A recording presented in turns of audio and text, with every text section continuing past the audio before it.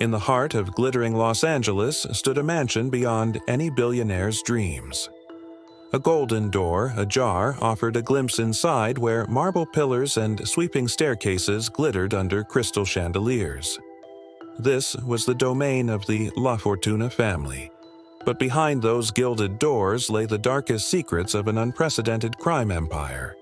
Jewelry heists, money laundering, political blackmail, and shocking acts of violence were just the tip of the iceberg in a vast criminal kingdom that stretched from the sun-drenched shores of LA to the murky depths of the city's underbelly.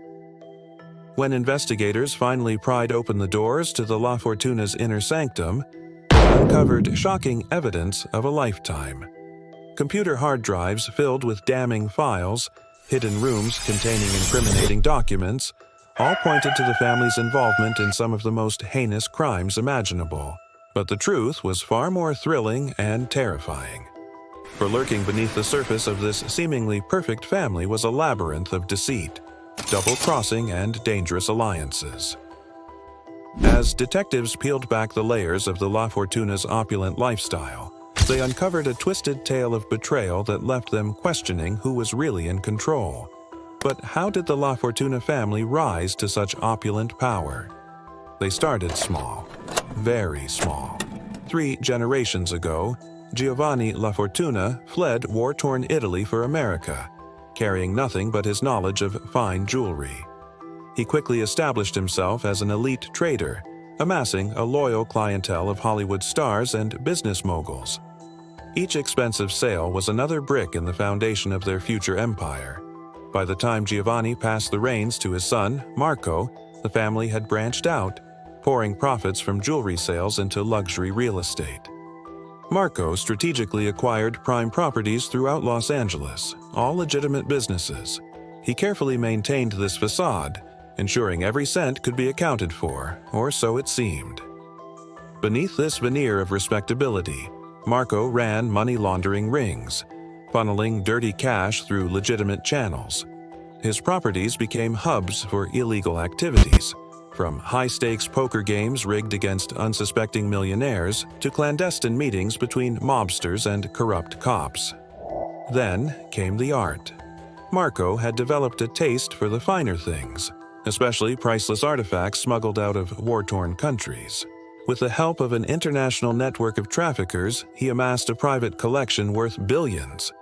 Each sculpture, painting, or artifact was not just a beautiful piece, but a loaded gun aimed at the hearts of influential collectors or desperate museums. Marco knew exactly what to blackmail with which masterpiece. And then there were the politicians. With an uncanny instinct for knowing who was about to break the law, Marco positioned himself as a generous donor to various campaigns. In return, he secured a web of allies willing to turn a blind eye to his activities. Now standing at the helm of this illicit empire was Isabella La Fortuna. Marco's daughter, savvy, ruthless, and ambitious, she took the family business to new heights. While keeping up appearances as a respected businesswoman and philanthropist, Isabella broadened her father's criminal portfolio. Cybercrime became her new canvas. She assembled teams of hackers who penetrated the securest servers, stealing confidential data that could make or break fortunes. Isabella dealt in secrets, corporate espionage, blackmail, and extortion, all conducted with the finesse of a seasoned professional. Her empire expanded internationally, reaching into the financial hubs of Europe and the chaotic markets of the Middle East. She even dabbled in old-world crime, controlling gambling rings, nightclubs, and even low-level organized crime. The family's grip on Los Angeles tightened as they infiltrated legitimate businesses, using their ill-gotten gains to buy up stakes in banks, casinos, and even the police force. Their reach was so vast that whispers of their exploits reached the ears of federal agents, stirring rumors of an investigation.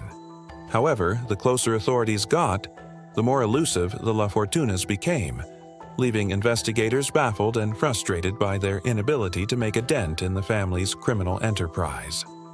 Then it happened, a breakthrough in the case. Detectives searching the La Fortuna mansion discovered a secret room, hidden behind a bookshelf in Isabella's study. Inside sat a computer containing damning evidence, audio recordings of the La Fortuna family at their most vulnerable, discussing their most heinous acts. But the biggest shock awaited them in the final recording. Isabella's father, Marco, was sitting in a dimly lit office. Not just any office, but one belonging to a high-ranking government official, someone who should have been an ally, not an accomplice. Over the course of the conversation, Marco casually revealed the family's many illicit activities, mentioning money laundering, art theft, and blackmail with a disarming familiarity. But the most disturbing revelation was yet to come. Marco spoke of a vast conspiracy that went beyond the La Fortunas, hinting at a much larger criminal network operating under the guise of respectability. Before the investigation began, theories swirled around the La Fortuna family, each more sensational than the last. Was Isabella a mastermind or just a pawn? What secrets did the family hold that could shake the city to its core? And what was the connection to that powerful government official? But when the evidence was laid bare, the theories were turned on their head. The discovery of the secret room and the tapes was a game changer. Suddenly, the family's seemingly solid reputation crumbled, revealing the rot that lay beneath. The recordings provided irrefutable proof of their criminality, casting them as cunning, cold-hearted criminals who had infiltrated the very fabric of society. Yet the revelation of a larger conspiracy hinted at a level of depravity that went beyond anything imagined. Who were these accomplices? How deep did their corruption run? And what did it mean for the city, for the country? The once revered family name became synonymous with deceit and double-crossing. The opulent mansions and luxurious yachts turned into gilded cages, trapping the family in their web of deceit. But how did they maintain their lavish lifestyle while evading justice for so long? The answer lay in a complex game of smoke and mirrors, a testament to the family's intricate understanding of wealth and power. Through a series of shell corporations and offshore accounts, they laundered their ill-gotten gains, making their wealth appear as clean as the diamonds they traded. This intricate financial maze allowed them to live lives of luxury while remaining untouchable, leaving authorities grasping at straws in their pursuit of justice. As the investigation deepened, more theories emerged. What if the La Fortunas had struck a deal with the government? In exchange for their dirty work, had they been given immunity, turning them into powerful assets rather than dangerous criminals? Or was there something even more sinister at play? Had the family been set up as scapegoats, their crimes orchestrated by a hidden hand to distract from a larger, more nefarious plot? The shockwaves from the La Fortuna scandal were far-reaching. Trust in institutions eroded as the public grappled with the realization that those in power were not the benevolent figures they had been made out to be.